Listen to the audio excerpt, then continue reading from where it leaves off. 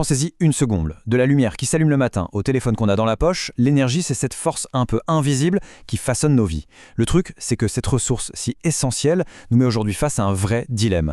Comment on fait pour continuer à alimenter notre monde sans pour autant compromettre son avenir? Parce que les contraintes, elles, sont plus fortes que jamais.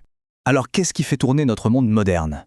On serait tenté de donner une réponse simple, mais en réalité, c'est une question qui va au cœur même de notre civilisation. L'énergie, ce n'est pas juste un truc qu'on achète ou qu'on vend. Non, c'est la base, le socle de tout ce qu'on construit, de tout ce qu'on fait. Oui, c'est vraiment ça, le moteur du progrès. En fait, toute notre histoire, c'est une histoire d'énergie. C'est fou quand on y pense, non? Chaque bond en avant, que ce soit la machine à vapeur qui a lancé la révolution industrielle ou l'ère numérique dans laquelle on vit, eh bien tout ça, ça a été propulsé par une nouvelle maîtrise de l'énergie. C'est ce qui alimente notre croissance et notre bien-être. Mais voilà, il y a un mais. Ce confort énergétique, cette abondance qu'on connaît dans les pays les plus développés, eh bien, c'est très loin d'être une réalité pour tout le monde. Et ça, c'est un point absolument crucial. On ne peut pas parler de transition énergétique et oublier des milliards de personnes au bord de la route. C'est une des facettes de notre grand dilemme. Et l'autre facette de ce dilemme, l'autre côté de la pièce, c'est bien sûr le coût planétaire. Notre appétit, notre soif d'énergie, elle a une conséquence directe. Elle relâche dans l'atmosphère des quantités astronomiques de gaz à effet de serre. Et ça mène tout droit au changement climatique, qui est sans doute le plus grand défi de notre temps.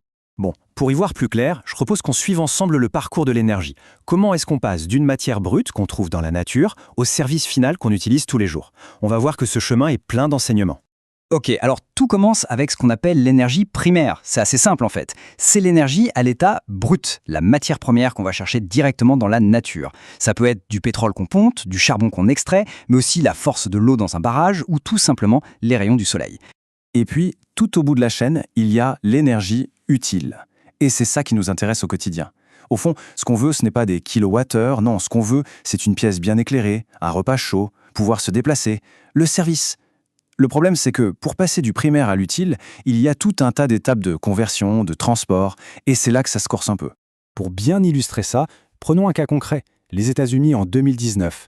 Le constat est assez parlant, hein. On voit que près de 80% de toute leur énergie primaire venait des combustibles fossiles. C'est énorme. Et attention, ce n'est pas un cas isolé, loin de là, c'est une situation assez typique pour beaucoup de pays industrialisés. Mais le chiffre le plus incroyable, c'est celui-ci. 67,5%.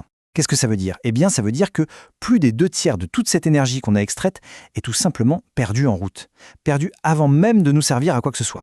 C'est un peu comme si on mettait un plein d'essence et qu'on en jetait les 2/3 par terre avant de démarrer.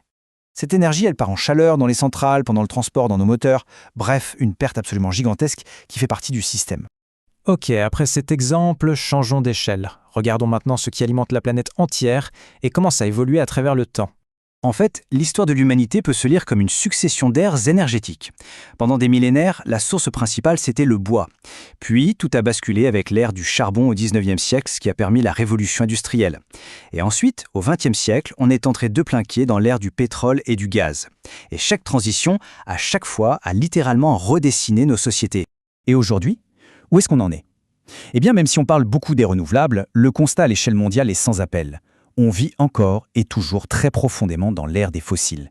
Quasiment 80% de notre énergie vient encore du trio charbon, pétrole et gaz. Bon, tous ces chiffres, tous ces pourcentages, ça peut paraître un peu abstrait. Mais il ne faut jamais oublier que derrière tout ça, il y a une réalité humaine. Derrière chaque kilowattheure, il y a une histoire de développement, oui, mais aussi une histoire de profonde inégalité. Le point le plus fondamental, c'est l'accès à l'électricité. Il faut s'imaginer ce que ça représente de vivre sans. Pas de frigo pour conserver les vaccins ou la nourriture, pas de lumière pour étudier le soir, ça change absolument tout. Et cette réalité, c'est celle de centaines de millions de personnes, principalement en Afrique subsaharienne et en Asie. 771 millions, il faut laisser ce chiffre résonner un instant. Pour se faire une idée, c'est comme si toute la population du continent européen était privée d'un service que beaucoup d'entre nous considèrent comme totalement acquis.